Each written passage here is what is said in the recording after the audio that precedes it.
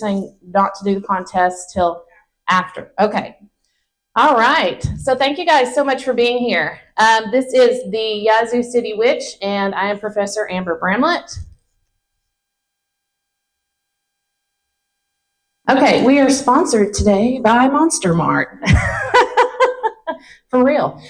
Monster Mart donated this nice little prize package here, and it is for our contest winners. So we are very thankful for Monster Mart. Anybody ever been there besides me? Anybody? It is so cool. It's down in Falk, which is on the way to Texarkana, and they've got lots of little stuff there. This is from my visit to Monster Mart. Of course, it's right by Boggy Creek. And has anyone ever seen the Boggy Creek monster movie from the 70s? Okay, a couple of people. Okay, awesome. Monster Mart is definitely worth the drive down there. And yeah, so we thank them for sponsoring us, and we look forward to working with them again next year. All right. Okay, my name is Amber Bramlett, and I am a professor of education. I'm an associate professor of education, social sciences program coordinator. I have a BA in English from U of A at Fayetteville, and Master of Arts in Teaching from Harding, and Masters of Science in Education Leadership at A-State, and I am a 2026 doctoral candidate, so I will be done with my doctoral work, thank God, at the end of May. So yeah, it's been a long process, and those of you that have been there with me, Ashley, Penny, everybody, it's almost over. Okay, Lisa, where's my podcast? There's my podcast buddy, my best friend, is back in the back, sneaking in. Okay, speaking of which, wave while you're up, Lisa. This is Lisa Ponson, and she is the host of Unexplained America, and I'm going to do a shout out to her too. She sponsors me most of the time. So that is where you can get the podcast. I did do the first 60 episodes, and they were set in Arkansas. So if you're interested in urban legends, mythology, true crime, folklore, all that kind of stuff that's based in Arkansas, give that podcast a listen. It is now under the tag Unexplained America, and Lisa Ponson is the host.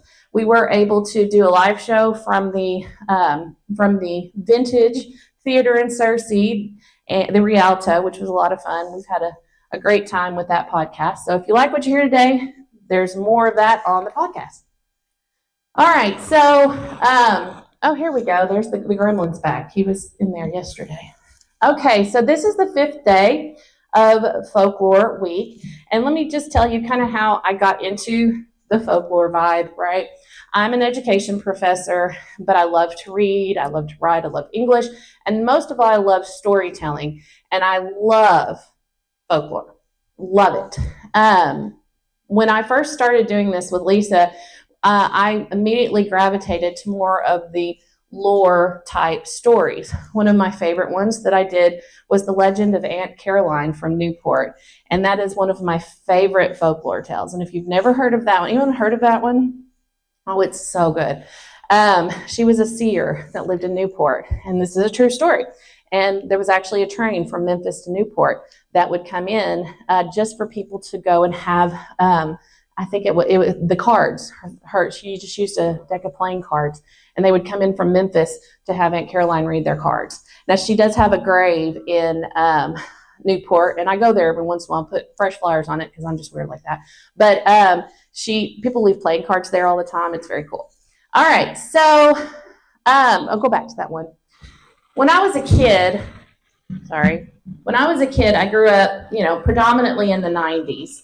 And this was all of our favorite stories to read in the 90s. So anybody remember these books?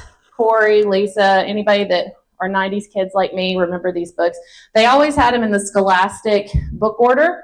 And I remember being really excited every time a new one would come out. I couldn't wait to read it.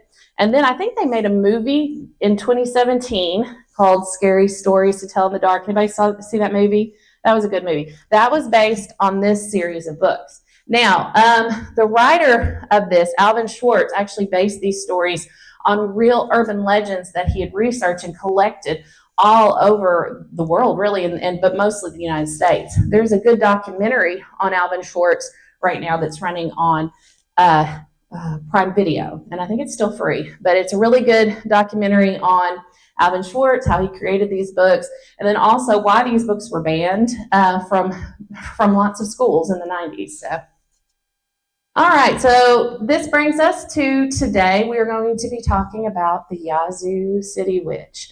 Anyone from Mississippi? No one? Anyone ever been to Mississippi? Okay, so most people. Anyone ever been to Yazoo City? Okay, a couple of people have. I may have, huh? Yeah, go check it for me. All right, sorry about that, guys. We have a gremlin. Yeah, I'm going to have to use my teacher voice. Okay. All right. Okay, so in the center of Mississippi, on the banks of the Yazoo River, there's a town that is still kind of, all right. There's a town still haunted by its most famous folklore figure.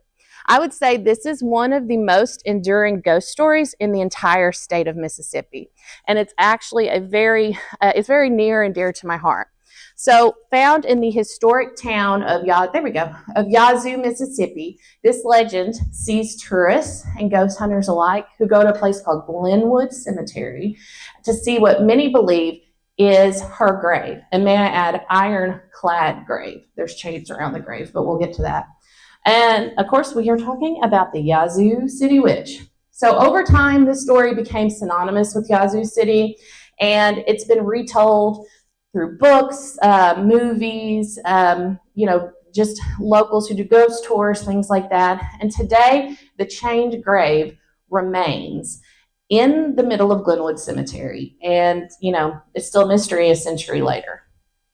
So this is the Yazoo River.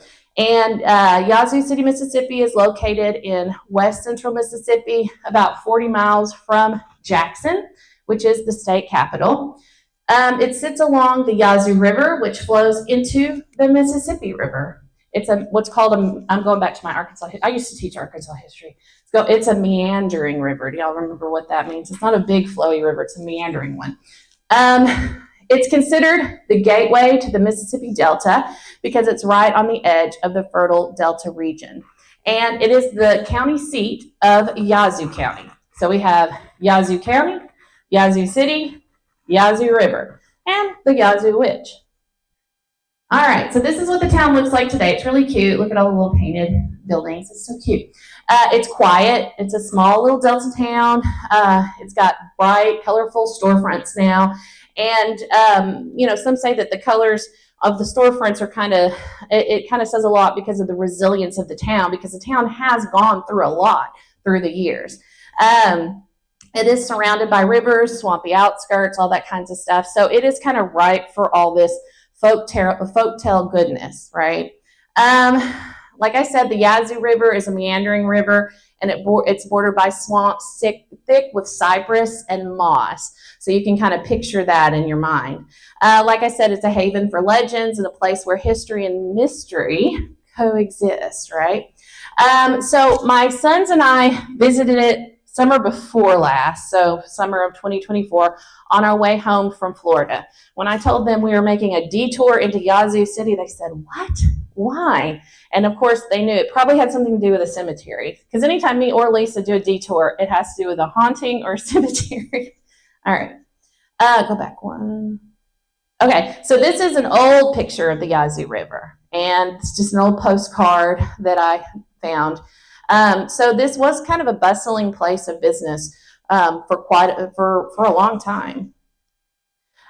So history and a ghost story. This story that I'm about to tell goes back to the 1800s and takes place along the swampy banks of the Yazoo, where people said that an old woman lived hidden deep in the cypress and moss. She was no ordinary neighbor, though. She had a reputation that literally chilled the folks there to the bone. Fishermen went missing suddenly. Hunters began not returning from their hunting expeditions, and soon there were whispers that something terrible was afoot. And you know how gossip is. The gossip was that the woman that lived in the swamp was luring men into her swampy area, and they were disappearing without a trace. So the legend has, in many respects, given Yazoo City kind of a second identity. We kind of talked on Monday about Sleepy Hollow and how the legend of Sleepy Hollow kind of gave Tarrytown and that area a second identity. And after they, they lost a lot of their economic stuff going on, they turned to embracing the legend of Sleepy Hollow, and then everything became about Sleepy Hollow, right? So Yazoo City, not quite that much, but they have embraced the Yazoo City lore, and they keep her grave looking just as it was, which is bound with heavy iron chains to quote unquote keep her spirit contained. Kind of like that doll in that case over there. I hope nobody opened that door. Right? Please tell me no one opened that door back there. The doll in the case. Okay. Or Dr. Jones, I'm sorry, you're standing right by it. For years, brave souls would sneak into Glenwood Cemetery at night to rattle the chains, daring the witch to rise again. So our story begins in the late 1800s. Sorry, I didn't have time to memorize all this. When an old woman was discovered living deep in the swamp along the Yazoo River. Locals said she had a terrible reputation, apparently. Fishermen went missing, hunters disappeared, and whispers claimed she lured men to their deaths. One day, a man named Joe Bob, literally that's what the research said, Joe Bob Duggan, or sometimes Joe Bob Duncan, depending on which one you read, happened to drift down the river and tie off his raft to one of those cypress trees. From where he stood, he could peer into her shack, and what he saw just turned his blood cold. What do y'all think he saw? Anyone? Laid out across the floor were bodies of two men, freshly dead. When the sheriff, he called the sheriff, and when the sheriff later searched the place, he found even more horrors in that tiny little cabin, including skeletal remains hidden in her attic, evidence of what she had been doing all along. So all these men that were missing were somehow found within that cabin in some capacity. So the sheriff wasted no time. He and his men chased her through the swamp, the mud sucking at their boots, the branches clawing at their arms. She ran like a wild thing, cackling and shrieking as they closed in. Now, some stories say they finally caught her and dragged her into town, but most of the stories claim that she stumbled into quicksand or some kind of muck that swallowed her whole within the swamp. So as she lay dying, or as she is sucked into the swamp, she cursed the entire town of Yazoo City. She said that in exactly 20 years, she said, "I will return from the grave and burn this town to the ground." And that was 1884. It was exactly 20 years, because in 1904, a massive fire did erupt in Yazoo City 20 years later. And it tore through the downtown district, burned more than 200 homes, nearly every business in its path. The fire was massive, catastrophic, and we'll talk more on the fire here in just a second. But when the smoke finally cleared, more than 200 homes and nearly every business downtown lay in ruins. And at Glenwood Cemetery, people noticed something else very strange. The heavy iron chains that were wrapped around her grave had snapped and broken. So some say she is half ghost, half scarecrow, gaunt, ragged, terrifying to look at.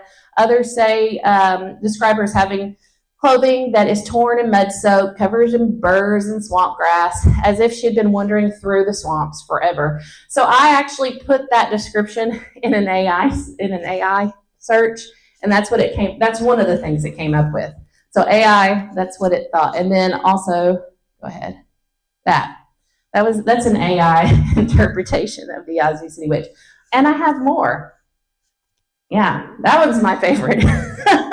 So as you can see, it looks like she's been wandering around in that swamp for a while. And then one more. That one, now that one's scary. So yeah, so what I did, I just took the descriptions that people had gotten and I put them in Chat GPT, and so supposedly that's what she looks like. So one version, let's see. Oh, are we going the wrong way? Okay, keep going. One more. All right, here's another look at the Yazoo River. My kids were, actually this is a swamp that's kind of outside the river, but my kids were like, what are we doing, Mom? I'm like, I am enjoying this. So I was so excited. We toured around the river and the swamp area. And then we ended up going to Glenwood Cemetery where her grave is. So Glenwood Cemetery can be found in the middle of Yazoo City. And when they first had the witch's grave, it just had the initials TW on it, which a lot of people in town would say stood for the witch, TW, right? While others claim it belonged to a woman named Tandy Warren. So in certain versions of the story, the man named Joe Bob, Duncan, whatever, was the one that stumbled upon her crimes and alerted the sheriff. But there are other versions where there are other men, but it's always a man stumbling in and finding the crimes of this woman every time. It's the same story. So like I said, some accounts place her death and burial. So this is when it gets really interesting, guys. Some accounts place her death and burial on May 25th, 1884. Actually, we visited that cemetery on May 27th, 2024. Because it was my birthday, remember? We were down there on my birthday. So yeah, we were very close to that date. But anyway, so she supposedly died in 1884. Exactly 20 years later, on May 25th, 1904, the catastrophic fire swept through Yazoo City, just as the Yazoo City witch had promised. So many swore back then that the fire of Yazoo City was the witch's promise fulfilled. The fire started suspiciously, actually, it really did, in the parlor of a local woman. Now, this is what they think. They cannot guarantee this is how it started, but they think that it started in the parlor of a woman. But some even said that the flames themselves were the Yazoo City witch's spirits overtaking the town. All right, so this is a good look at the grave, and this is most of this photography I did. So oh my gosh, I could have spent all day at that cemetery. There was just so much stuff going on over there. But this, as you can see, it is cracked and it did fall over at one point. Of course, people said, oh, that was her trying to escape again. Go ahead. So the gravestone dates, it says back in 1904, Yazoo City was a bustling river town. Its wooden downtown buildings pressed close together. So that kind of made it a little bit of a fire waiting to happen anyway. So, because they didn't use bricks, they used mostly what? Wood, right? So after the blaze, the city rebuilt. But this time they used a lot more brick, and they were determined to not have a fire like that again. All right, so here's some more pictures of the witch's grave. And of course, because there are so many people looking for the Yazoo City witch, they have a marker that says witch that way, okay? So that's how popular she is. All right. This is an old picture of Yazoo City, probably around the time that this supposedly happened, somewhere in the mid to late 1800s, right? So it's a bustling little city, really. I love all these old pictures and stuff.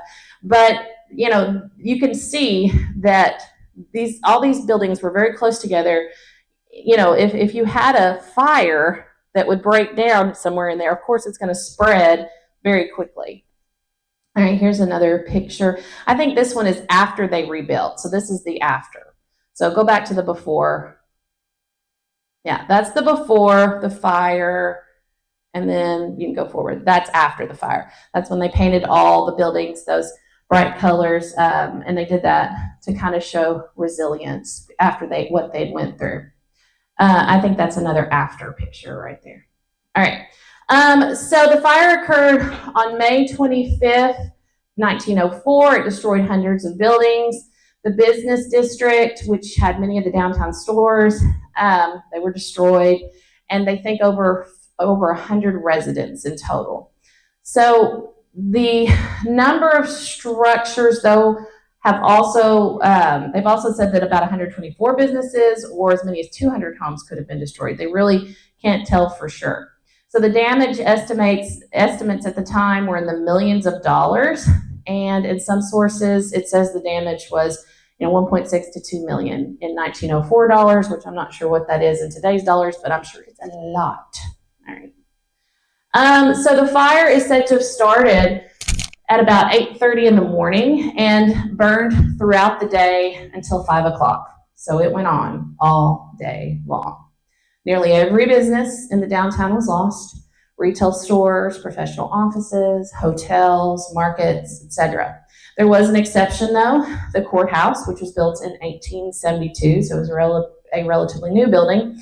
Also, a library was not burned. A school was not burned, and a few of the homes that were uphill in a specific district were not burned. Also, one church survived. Okay, so a number of old homes were destroyed, burnt to the ground. These larger old homes, pre-Civil War, burned to the ground. Now, here's the interesting part. There were no confirmed deaths from the burns or fire. However, there are some sources that do mention that there was one fatality as a result of a building collapse, right? So all those burning buildings and only maybe one fatality, which is terrible, but it could have been a lot worse. Now, the residents were displaced, of course, because their houses, their businesses burned to the ground. So at that point, roughly half of the town's population was directly affected by this fire, including people that owned homes, tenants, people that were renting, property owners, employees were without jobs. So it was very devastating economically for Yazoo City, but also, people lost their homes. They had nowhere to go. Okay, so now we're going to get into where it ties into the Yazoo City witch. So what is real and what is, iffy, right? So the real documented causes of the fire is still unconfirmed to this day. No one knows what caused that fire for sure. But multiple sources note, multiple sources still note that there's no definitive origin, But one common historical account suggests it began with a little boy playing with matches under his house about a block away from the heart of the business district. So that's one theory. Then another possibility is the woman in the parlor. That's the one you hear most often. And then she was a bride, which how often do you hear that, with folklore? But apparently it was a bride preparing for her wedding. She was in her parlor. That version is not very well documented, though, historically.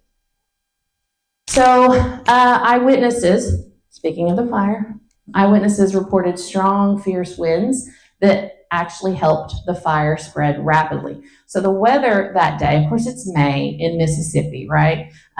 Seasons are changing, so I'm sure there was a lot of wind, and so that did not help the fire. So flames were said to literally leap from building to building, right? However, this is what's crazy. The weather data that you can look at, on Google, right? You can look at the weather data from May 24th, 1904, and it does not really make mention of any unusually high winds that day. So whether winds were truly exceptional or whether that was just part of the later retellings of the flames, bouncing from place to place, we don't really know. Now, they also had a lack of response to the fire because the fire department was largely volunteer-based and the water system was inadequate at the time. So, of course, this was also another cause for it spreading and not getting under control very quickly. So there were multiple sources that mentioned that the waterworks failed. There were pipes bursting, lack of sufficient pressure. It was just chaos, basically. They did get help from neighboring towns like Jackson, and there was equipment brought in on a train to kind of help control the fire. Okay, so the aftermath, and this is a picture of the aftermath of the fire, they did largely rebuild Yazoo City. They rebuilt the downtown. They redesigned it to not be, to not be such a fire hazard. And the town revived itself with churches, businesses, civic centers, all that kind of stuff. But it is considered Yazoo City's greatest disaster to this day, right? So you can look up Yazoo City, and it's in the official city history, and it does mark a turning point for them as far as their architecture, as far as their community. It is a turning point. And like I said, they do feel like they showed resilience after this massive, terrible, horrible fire that took their city, basically just wiped it off the map. Okay, so, of course, you're here because there's a supernatural edge, right? So witnesses described the fire as unnaturally fierce, with flames leaping and twisting, right? And then, of course, I talked about the strong winds. There's some of them right after the fire. All right. So, of course, the gossip was what?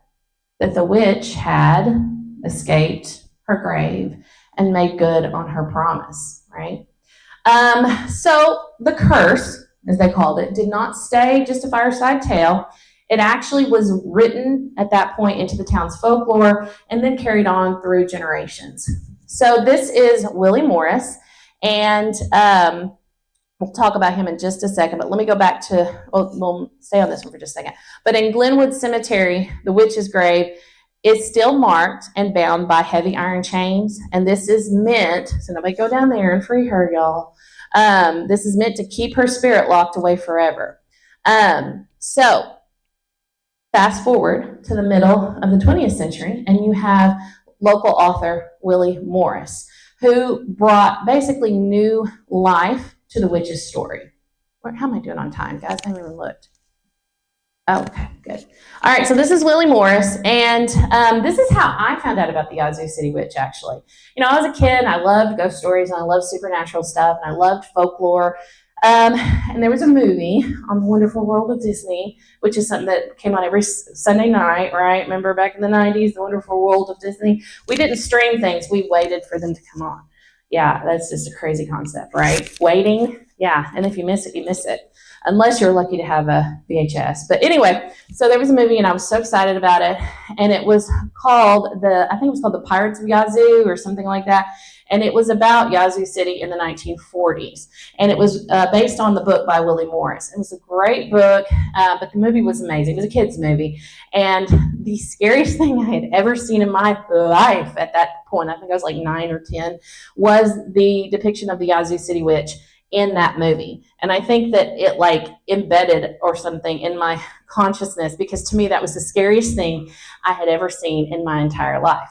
And then one of my best friends from high school went down there a few years ago, and she posted about going to her grave and the chains, and I just kind of all came back to me. I was like, oh my gosh, I remember that. So I started researching it, and you know, that kind of was the beginning of it. And then my other best friend from high school over there, Lisa, we started a podcast, and that was one of the first things I wanted to really investigate, because it had, you know, for me, it was like a childhood, literally, like the scariest, one of the scariest things I saw in childhood was this movie, The Magical World of Disney, one Sunday night after church. So yeah, and it just kind of stuck with me, right?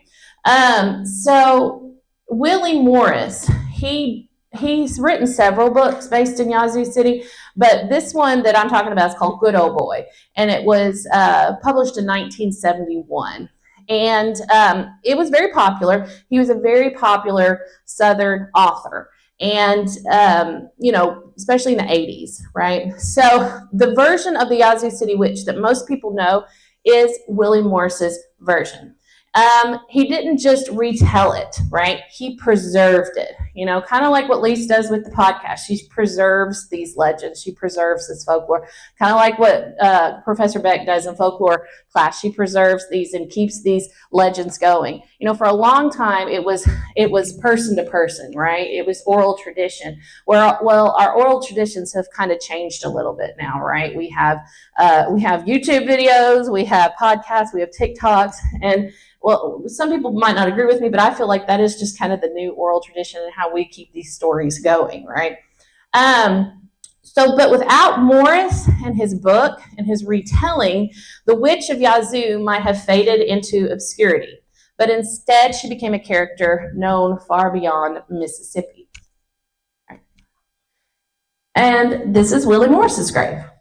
And believe it or not, it is just a few steps away from the Yazoo City Witch. Yeah, they're buried together. Yeah. I'm assuming he wanted it that way, but I did visit his grave. It's very cool. He's kind of like a local hero, local celebrity in Yazoo City. All right, so these last few slides are just the cemetery because I thought it was one of the most amazing cemeteries I'd ever seen. It was well kept, but still overgrown in places, and just so amazing. But before we look at some of those other pictures. So who was she, do you think? Do you think she was a nameless recluse, an eccentric old woman who lived alone in the swamps? Or do you believe she may have been scapegoated or turned into a witch because she didn't fit the rhythms of Southern society at that point in time? So those are questions, you can kind of think about, like with your folklore class. So to this day, no one really knows for sure whether she was real or just some shadowy figure that was stitched together by imagination and tragedy. After her death and burial in Glenwood Cemetery, the town carried on, but folks remembered her curse, and 20 years later, of course, the unthinkable happened. Now, so what we know that is documented really fast. The fire, of course, is documented. It did happen. You can look it up, right? The grave is documented. It's there. It has chains around it. I've been there. Those are all very much documented and have happened. So there's another look at the grave with the chains. Okay, you cannot see this, and I'm so sorry. And I saw the video too, but bees have made their homes in every one of those stakes. Bees have made their homes, and it is so creepy because that cemetery is real quiet. All you can hear is the bees in the little stakes. It's so creepy. Anybody see Candyman? Yeah, okay, so it totally had Candyman vibes with the bees, but it freaked me out so bad. But yeah, all that, totally true. So what is not documented? The witch herself. So a figure of supernatural folklore, maybe. Real person, maybe. We really don't know. There are no historical records of this woman that was accused of witchcraft in Yazoo City. There's really not a lot of documented records of people accused of witchcraft down here in the South. We have, I think, maybe one in Arkansas, maybe one or two. Yeah, there's one known witch trial in Arkansas, and it happened around the Marshall area, I think. Yeah, so we don't know. There is no trial transcripts. There's no arrest records, death records, newspaper clippings from the 1800s that mentions a witch trial in Mississippi during that time. Okay, so also the curse before the fire. There's really no documented evidence that anyone spoke a curse of prophecy before they seeped into a swamp. This was before cameras, right? Yeah, Bull has his camera on, so now if you get arrested or if you get chased by the police, there's a video to that, right? But there was no video back then, so we don't know if she really did curse everybody.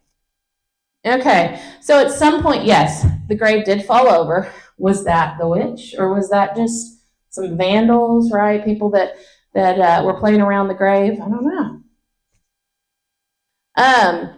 Again, there's no contemporary primary source for her, and this would be legal records, official documentations. It appears to be folklore. Of course, the witch's curse is a narrative that was retold by Willie Morris, and it was, he said, part of an oral tradition there in Yazoo City. So, of course, we talked about the discrepancies in the buildings and some of the claims as far as the fire, how it started, how many people were injured and dead and all that kind of stuff.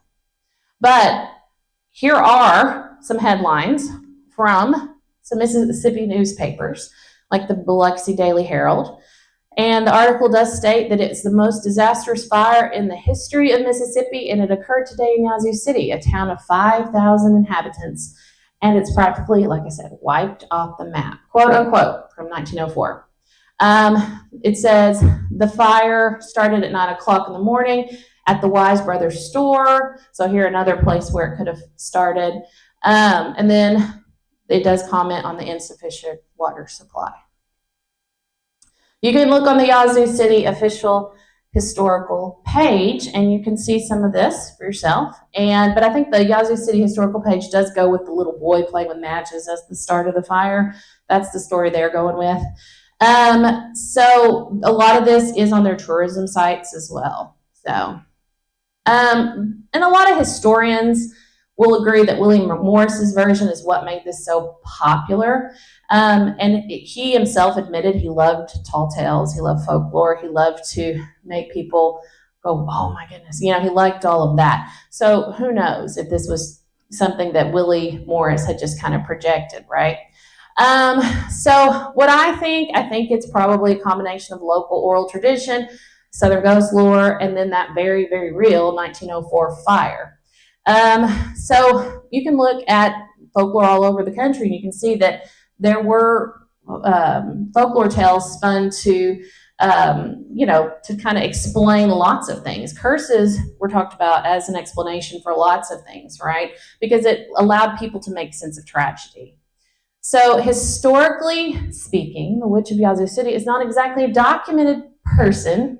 She's a folklore character stitched together by fire, memory, storytelling, right? Glenwood Cemetery, like I said, rests on a hill right above town, shaded by oak trees, magnolia trees. It's very, very nice cemetery. And then, like I said, the witch's plot marked by chains. But the last question, is she really buried there? Some argue it's symbolic, a grave chosen later to embody a legend. But others believe that a real woman lies there. All right, so here's just a few pictures of the cemetery. It is just one of the coolest cemeteries I've ever been to. Oh, here, go back. Yeah, there's a lot of Civil War graves there too. I'll go back to the one with the tomb. I don't know if someone just got out or if this was like a divorce situation. I'm not sure what happened right there, but yeah, okay. Yeah, see, it's just gorgeous. And all you can hear is just the frogs and the crickets and stuff. I mean, it is spooky to the max, let me tell you. And this is some Civil War. These are some Confederate soldiers. And then there's a lot of gorgeous gravestones there, just very, at the time, I'm sure very expensive. Yeah. There's some gorgeous architecture. So here we go. True or false? The fire of 1904? Absolutely true. The newspaper archived it. The destruction was massive. The chained grave in Glenwood Cemetery? Also real. You can go there today. But the witch herself, that's where the trail gets a little cold. There are no court records, no trial documentations. There are no reports of witchcraft in the late 1800s in that part of Mississippi. And no mention of the curse before the fire. But, you can always go see for yourself, right? Take a little detour down to Yazoo City next time you're going to Florida to the beach, right? But they don't allow anyone in there from dark till dawn. So, fact or folklore, curse or coincidence, the Yazoo City witch continues to haunt the imagination. And if she broke free once, what's to stop her from doing it again? All right, thank you very much. All right, thank you so much.